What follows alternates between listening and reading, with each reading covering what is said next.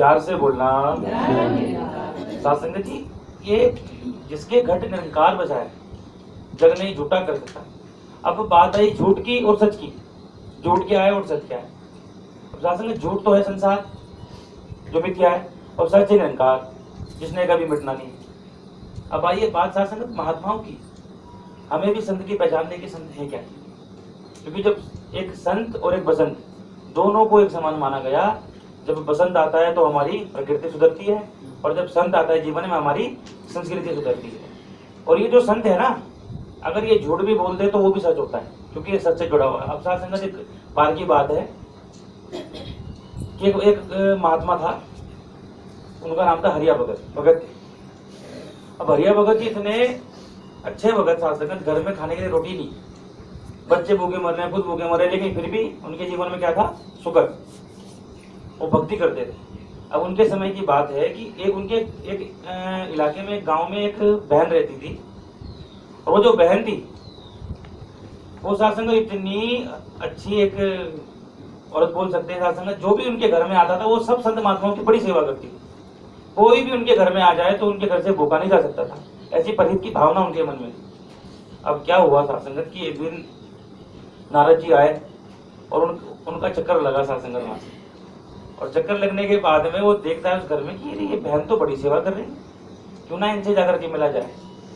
अब वो जाकर के साथ संगत मिलती है बहन से और प्रणाम करती है, तो साथ संगत वो बहन भी उन्हें प्रणाम करती है और बोलती है, बैठो आप, मैं आपके लिए भोजन लाती हूँ।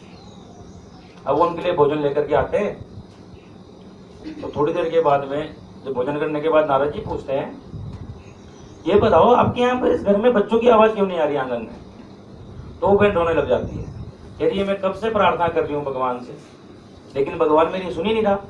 मेरे घर में बच्चे ही नहीं हो रहे, कई साल मेरी शादी को कई साल हो गए, बच्चे ही नहीं हो रहे। तो फिर क्या होता है कि वो नारद जी इस बात को बोलते हैं कि मैं वैकुंठ जाऊंगा श्री हरि विष्णु के पास में, और उनसे पूछूंगा कि भाई ये तो भगत नहीं है, आपने इनकी गोद सुनी क्यों रखी है, पूछूंगा और आपके पास जरूर आऊंगा। तो वो बहन भी नबी आंखों से साथ संगत हाथ जोड़ती है कि जरूर पूछना, जरूर मेरी अरदास भगवान तक पूछना। अब नारद जी चल दिए, और जब चल दिए वैकुंठ में तो श्री विष्णु के पास बोलते हैं कि मैं आपसे एक अरदास करता हूँ, मैं जानना चाहता हूँ कि मैं अभी मृत्यु लोक गया था और वहां पर एक बहन रहती है, तो वो संतों की बड़ी सेवा करती है, बहुत सेवा, कोई उसके घर से भूखा नहीं जा सकता, लेकिन आपने उसकी जो है गोद खाली क्यों रखी है, उसके घर में संतान क्यों नहीं है? तो विष्णु जी चेक करते हैं, तो वो बोलते हैं कि ये देखो इसके तो जीवन में संतान है ही नहीं, संतान का सुख नहीं है इसके जीवन में, और इसमें मैं भी कुछ नहीं कर सकता। स्वयं भगवान बोल रहे कि मैं भी कुछ नहीं कर सकता। अब होता क्या है, कुछ दिनों के बाद धीरे धीरे समय बीतता है, तो एक दिन वो हरिया भगत का चक्कर वहां लग जाता है गांव में फेरी होते हुए, और वो वहां से चिल्लाता लग निरंजन करके चिल्लाता है, और बाहर आती बहन, जब बहन बाहर निकल के आती है कि आओ आओ आओ बैठो, तो वो बोलता है कि मुझको भूख लगी है, कुछ खिला दो। तो बहन बोलती है कि अभी तो एक ही रोटी बची है, बाकी सब तो खत्म हो गया, मैं आपके लिए वही गर्म कर देती हूँ, आप बैठो।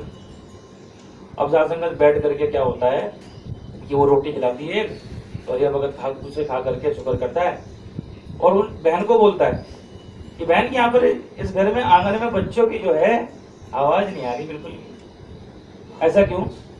तो वो बच्ची रो करके दोबारा बोलती है उनको कि मैं क्या करूं, मैं इतनी सेवा करती हूँ, सब करती हूँ, लेकिन फिर भी मालिक ने मेरी गोद जो है सुनी रखी है। तो वो हरिया भगत गुस्से में एक बात बोलता है, जा तूने मुझे एक दी है और मैं तुझे दो देता हूँ, अगली बार आऊंगा तो तेरे घर में दो बच्चे होते। प्यार से बोलना। साथ संगत अब कुछ समय बीतता है तो वाकई में साथ संगत उसके औरत के घर में दो बच्चे हो जाते हैं, बहन के घर में, और आंगन जो बच्चों से भरा हुआ। अब कुछ दिनों के बाद में नारद जी वह दोबारा चक्कर लगाते हैं, तो वहां से देखते हैं कि उसके उस बहन के आंगन में जो है दो बच्चे घूम रहे हैं, और वो आता है उस बहन के पास और पूछते हैं कि बच्चे किसके हैं? तो ये बहन कहती है बच्चे मेरे हैं। तो वो सोच में पड़ जाता है कि भगवान ने तो मुझे साफ साफ मना कर दिया था कि इसके तो नसीब में ही संतान नहीं है, फिर कैसे? तो फिर वो बहन से पूछता है ऐसा कैसे कि हमारे घर में एक संत आए थे, उनका नाम है हरिया भगत, और उन्होंने मुझे आशीर्वाद दिया था, तो कृपा करो। अब साथ संगत नारद जी के मन में भ्रम पड़ गया, और वो दोबारा चले गए विष्णु जी के पास में कि ये हो कैसे गया। अब वहां जाने के बाद में पूछते हैं कि प्रभु आप एक चीज बताओ, आपने मुझसे झूठ क्यों बोला? भगवान भी झूठ बोलते हैं। तो अब जब बात हुई तो विष्णु भगवान ने बोला कि मैंने किस बात का झूठ बोला आपसे? कि आपने, जब मैंने उस बहन की अरदास आपसे करी थी कि उसके घर में संतान नहीं है, तब आपने मुझसे झूठ क्यों बोला कि उसके नसीब में संतान नहीं थी? आज तो उसके घर में मैं 2 बच्चे देख के आ रहा हूँ। तो उन्होंने कहा कि उसके जीवन में संतान नहीं थी, लेकिन क्या करें, जो वो भगत था ना, हरिया भगत, उसने वहां पे जाके वचन दे दिए थे कि तूने मुझे 1 दिया और मैं तुझे 2 देता हूँ। तो वो बात मैं भी नहीं टाल सका। तो कहने का भाव, महात्माओं ने इस बात को समझाया कि भगत के बस में है भगवान। ये जो संत महात्मा है, ये कोई हल्की चीज नहीं है।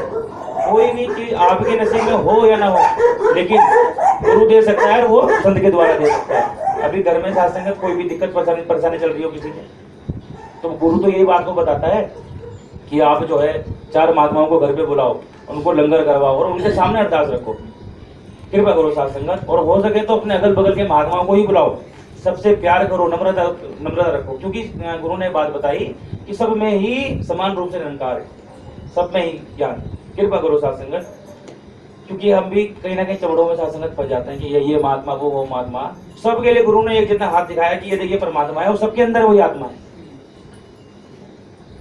तुझ में राम, मुझ में राम, सब में राम समाया है, और सबसे सर्वप्रिय जगत में कोई नहीं पराया है।